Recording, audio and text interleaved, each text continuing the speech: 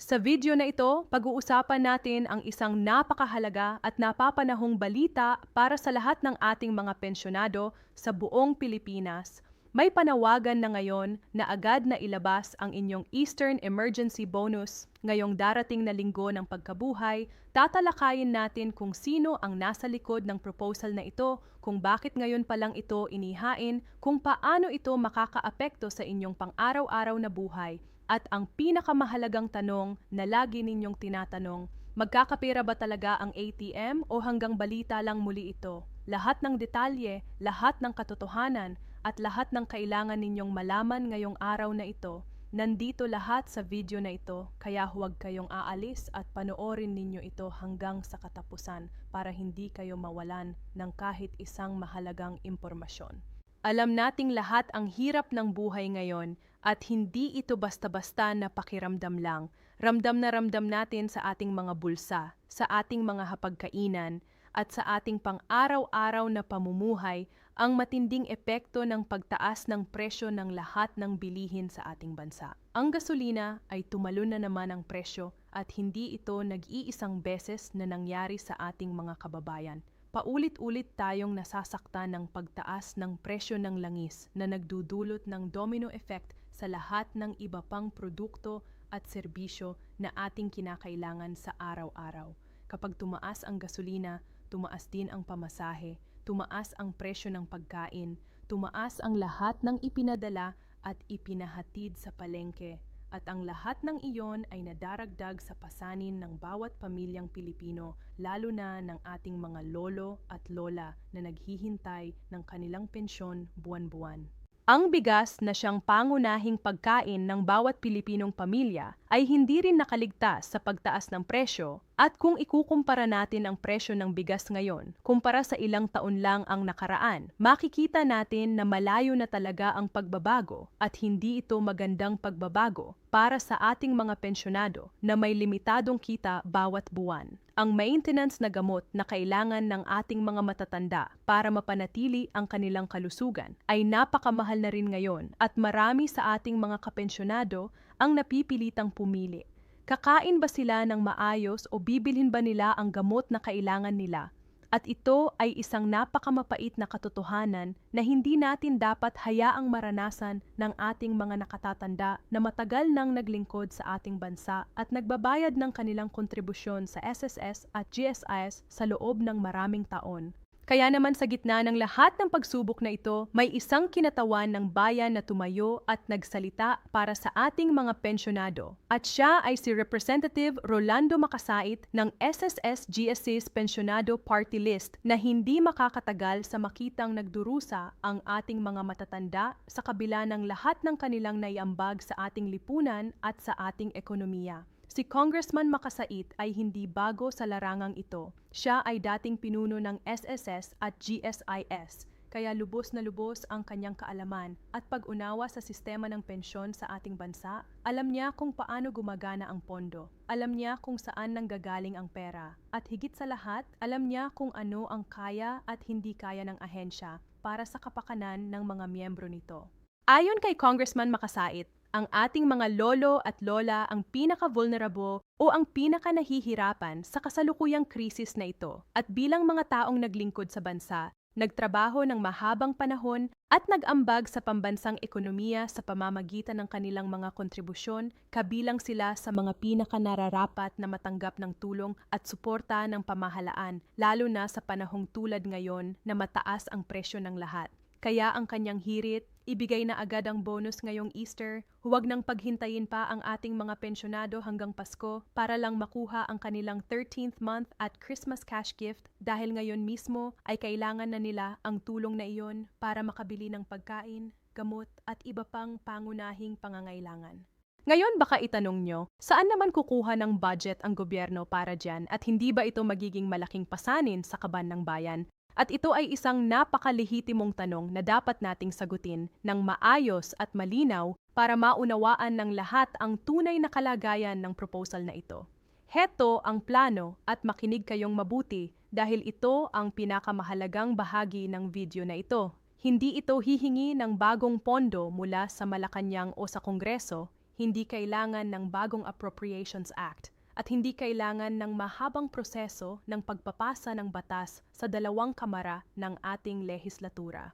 Ang proposal ni Congressman Makasait ay ang advance release, ibig sabihin, ang paunang pagbibigay ng inyong mga bonus na talagang kabilang na sa inyong karapatan bilang mga miyembro ng SSS at GSEs at talagang darating din sa inyo sa tamang panahon. Para sa mga miyembro ng SSS, ang tinutukoy dito ay ang inyong 13th month pension na karaniwan ay natatanggap lamang sa buwan ng Disyembre bilang paghahanda sa kapistahan ng Pasko at Bagong Taon. Ngunit sa ilalim ng proposal na ito, ibibigay na ito sa inyo ngayong Easter para may panlaban na kayo sa matinding kahirapan na nararamdaman ngayon. Para naman sa mga miyembro ng GSIS, ang tinutukoy dito ay ang inyong Christmas cash gift na katulad din ng SSS ay karaniwang ibinibigay sa huling bahagi ng taon bilang pasasalamat sa inyong matagal na serbisyo at kontribusyon sa pamahalaan. At ngayon ay iminumungkahi ring ibigay ng mas maaga para makinabang kayo sa mas mapanganib na panahon ng matinding kahirapan. Sabi ni Congressman Makasait na bilang dating pinuno mismo ng SSS at GSIS, kayang-kaya raw itong gawin ng dalawang ahensya nang hindi nalulugi ang kanilang pondo at hindi masisira ang pinansyal na kalagayan ng mga organisasyon. Dahil ang pera na ito ay pera na ninyo naman at talagang nakalaan para sa inyo, ang tanging pagbabago lang ay ang timing o ang oras ng pagbibigay nito. Imbes na sa Pasko, ibibigay na sa inyo ngayon para may pambili na kayo ng bigas, gamot at iba pang pangunahing pangangailangan habang napakahal ng bilihin at habang kailangan ninyo ng tulong ngayon at hindi sa susunod na buwan o sa susunod na quarter ng taon. Kumbaga, kung ikukumpara natin ito sa simpleng paraan, parang nangutang lang kayo ng bahagi ng inyong sariling pera ng mas maaga kaysa sa itinakdang petsa ng pagbibigay nito. At dahil pera ninyo naman talaga ito, walang karagdagang gastos ang pamahalaan at walang dagdag na pasanin ang mamamayan.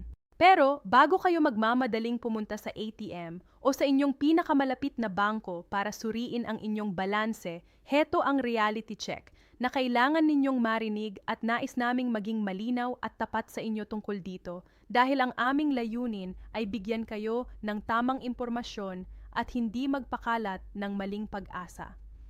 Sa kasalukuyan, ang panawagan ni Congressman Makasait ay isang proposal pa lamang.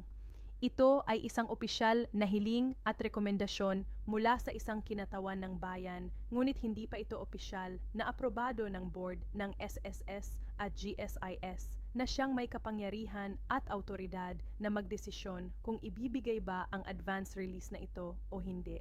Ibig sabihin, hanggang hindi pa nagsasalita ang board ng SSS at ang board ng GSIS at hanggang hindi pa sila nagbibigay ng opisyal na pahayag o resolusyon, hindi pa natin masasabing sigurado ang pagbibigay ng advance bonus na ito ngayong Easter, kaya manatili tayong mapagpasensya at mapagmatsyag sa mga susunod na araw para sa mga opisyal na anunsyo. Ngunit heto ang magandang balita sa gitna ng lahat ng pag-aalala na iyan. Sabi ni Congressman Makasait, hindi na kailangan ng bagong batas dito at hindi na kailangang dumaan pa ito sa mahabang proseso ng pagpapasa sa Kamara ng mga Kinatawan at sa Senado ng Pilipinas na kadalasan ay tumatagal ng maraming buwan o maging taon bago maging batas. Isang pirma lang ng board ng SSS at isang pirma lang ng board ng GSIS ang kailangan at pwedeng-pwede na itong i-release agad ng walang anumang hadlang o komplikasyon sa proseso. At ito ang nagbibigay sa atin ng pag-asa na kung matiyak ng ating mga leader na ito ang tamang hakbang para sa ating mga pensyonado, maaring maganap ito ng mabilis at ng walang mahabang paghihintay mula sa ating mga kapensyonado na kailangan na talaga ng tulong ngayon. Kayo mga kapensyonado na nanonood ngayon at nakikinig sa aming video na ito, sang-ayon ba kayo sa proposal ni Congressman Makasait? Gusto nyo bang matanggap na ang inyong 13th month pension at Christmas cash gift ngayong linggo ng pagkabuhay na ito para may panlaban na kayo sa matataas na presyo ng bilihin? O mas gusto nyo pa ring hintayin ang Pasko at tanggapin ito sa tamang panahon tulad ng dati?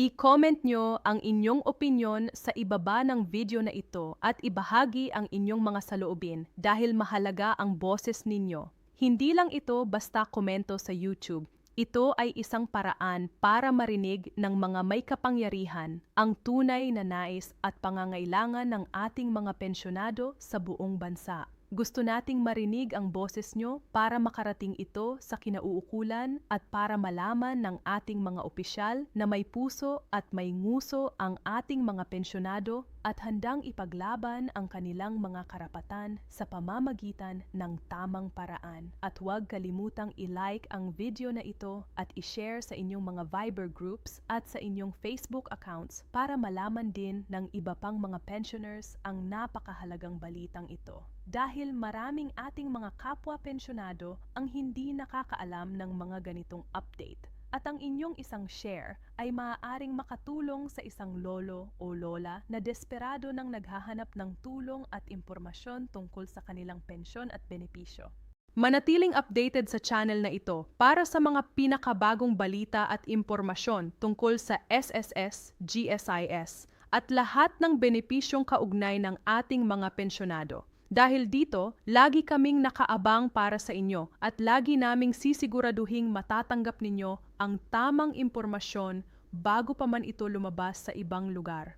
Hanggang sa muli, ingat po kayo palagi, alagaan ang inyong kalusugan at lagi ninyong tandaan na ang inyong boses ay makapangyarihan. Gamitin ito para sa ikabubuti ng lahat. God bless po kayo.